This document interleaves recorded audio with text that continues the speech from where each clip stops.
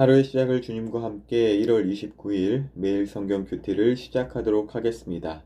오늘 함께 읽을 성경은 누가복음 9장 37절에서 50절까지 말씀입니다. 우리의 몸과 마음, 뜻을 다해서 함께 읽도록 하겠습니다.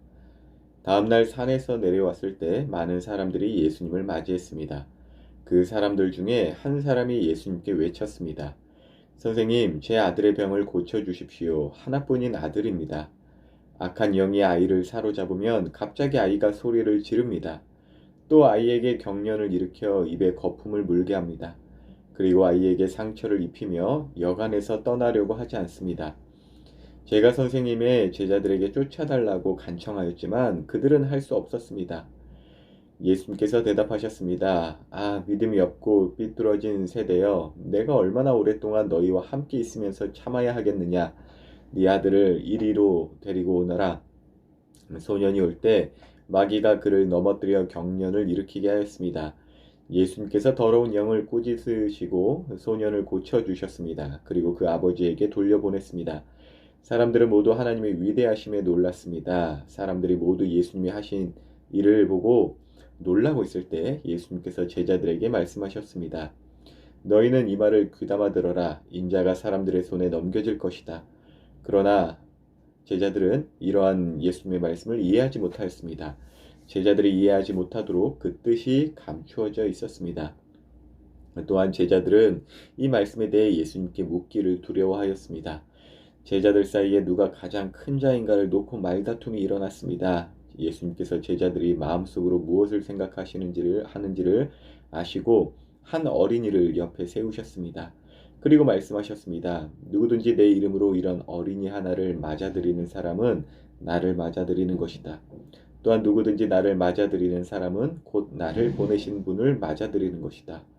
너희 중에 가장 작은 자가 가장 큰 사람이다.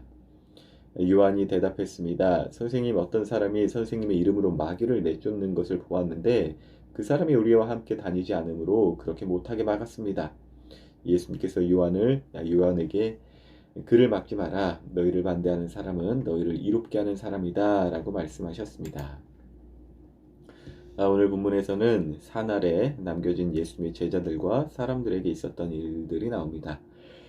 예수님은 베드로와 요한과 야고보만을 데리고 산에 올라가서 기도를 하시고 또 그리스도의 고난과 죽음에 대하여 이야기를 해주셨죠. 그 신비로운 경험, 그 이후에 또 세 제자는 그 고난받고 죽어야만 하는 그리스도를 제대로 이해할 수 없는 그런 상황 속에서 이제 예수님과 함께 산에서 내려옵니다. 그런데 이러한 오해는 산 아래에 있는 제자들을 포함하여 모든 사람에게 분명하게도 있었어요. 보면은 이제 한 사람이 귀신 들린 외아들을 고쳐달라고 산 아래 제자들을 찾아오죠. 분명하게도 이전의 제자들은 예수님의 이름으로 귀신을 쫓은 적이 있었어요. 그런데 이번에는 쫓아내지를 못합니다. 이러한 모습을 보고 예수님은 이 믿음이 없고 비뚤어진 세대여 하면서 탄식하시죠. 제자들에게만 어떠한 믿음이 없고 비뚤어진 세대여 라고 이렇게 하신 것 같진 않아요. 제가 보았을 때는 이 귀신 들린 외아들을 고쳐달라고 하는 그 한 사람에게 있어서도 제자들에게 주신 그 하나님, 예수님을 바라본 것이 아니라 자신의 어떠한 유익만을 고쳐줄 수 있는, 또한 제자들도 예수님의 이름으로 또 하나님의 영광이 드러나는 어떤 그런 사역이 아니라 자기들을 드러내려고 하는 또한 어떤 두려움들, 예수님이 없는 그 부재의 상황 속에서의 어떤 두려움들, 그러한 것들이 전체적으로 있었기 때문에 전체를 향하여 이 믿음이 없고 비뚤어진 세대여, 즉 자기 뜻대로 하나님에 대해서 생각하고 자신의 욕심대로 예수님의 이름을 사용하려는 이 믿음이 없고 비뚤어진 세대여 하면서 저는 모두를 향하여 탄식하시는 것 같다라는 생각이 들더라고요. 그리고 저는 이 장면을 읽는데 예전에 이제 출애굽기 32장일 거예요. 그러니까 모세가 시내산에 올라서 이제 하나님의 영광 속에서 하나님의 말씀을 듣는 장면이 생각나더라고요. 그리고 모세가 시내산에 올라서 이제 없었을 때, 땅에 없었을 때, 산 아래 있던 아론과 이스라엘 백성들이 무엇을 했나요? 자신들을 인도할 하나님을 이제 보여달라고 하죠. 그때 이제 아론이 백성들의 금을 다 모아서 그 백성들이 원하는 생각대로 우상을 만들어 이것이 우리를 인도할 하나님이라라고 보여줍니다. 자신들의 비뚤어진 생각대로 하나님을 만들어서 이것이 하나님이라 한 것이죠. 산에서 이제 정말 찐 하나님의 말씀을 받고 내려간 이제 모세에게 하나님께서 이미 하나님은 그 사실을 아시고 모세한테 말씀하세요. 내가 저 백성들을 쳐서 완전히 없애버리겠다. 그러나 너는 내가 큰 민족으로 만들어주겠다. 모세 개인적으로 있어서는 자기는 이제 심판을 안 받고 자기만은 살려주고 큰 민족을 만들어준다 하시는 그 하나님의 말씀. 모세 입장에서는 좀 구미가 땡기는 제안이었을 것 같아요. 왜냐하면 모세를 인도자로 세워서 하나님이 이끄시는데 사실 모세가 뭐 인도자가 되고 싶어 된 것도 아니잖아요. 근데 백성들이 너무나 이제 원망하고 모세를 죽이려고까지 하고 비판하고 얼마나 힘들었겠어요. 그러니까 정말 하나님 다 죽여주세요. 그리고 저를 통해서 큰 민족을 만들어주세요. 하나님 정말 공의로우십니다. 그리고 공의로운 게 사실이죠. 그랬어야 할 것 같은데 모세는 그렇게 하지 않아요. 오히려 하나님께서 이 백성들을 치시면 저 애굽 땅에서 이끌어내어서 자기 백성을 죽이셨다. 그렇게 하나님을 사람들이 오해할 것 같고 또 하나님께서 약속하신 그 언약을 기억하셔서 심판을 돌이켜달라고 중보기도 하죠. 그 기도를 들으시고 하나님께서는 잠시 심판을 보류하십니다. 완전히 돌이키셨다라는 건 아니에요. 왜냐면은 분명히 그것은 그냥 없던 일로 이러한 것은 공의로운 일은 아니거든요. 그리고 하나님의 마음을 품은 모세는 자신의 그 비뚤어진 욕망에 선 사람들이 아니라 수많은 사람들 가운데서 너희들 가운데 여호와의 편에 선 자들은 내게로 와라 라고 합니다. 그들이 또 레위 지파였어요. 그리고 그들에게 너무나도 가슴 아픈 일을 하지만 참된 일을 요구합니다. 바로 우상 숭배를 한 자신의 친족들을 죽이라고 하죠. 이것은 오늘날 자신을 부인하는 행위하고도 연결되어집니다.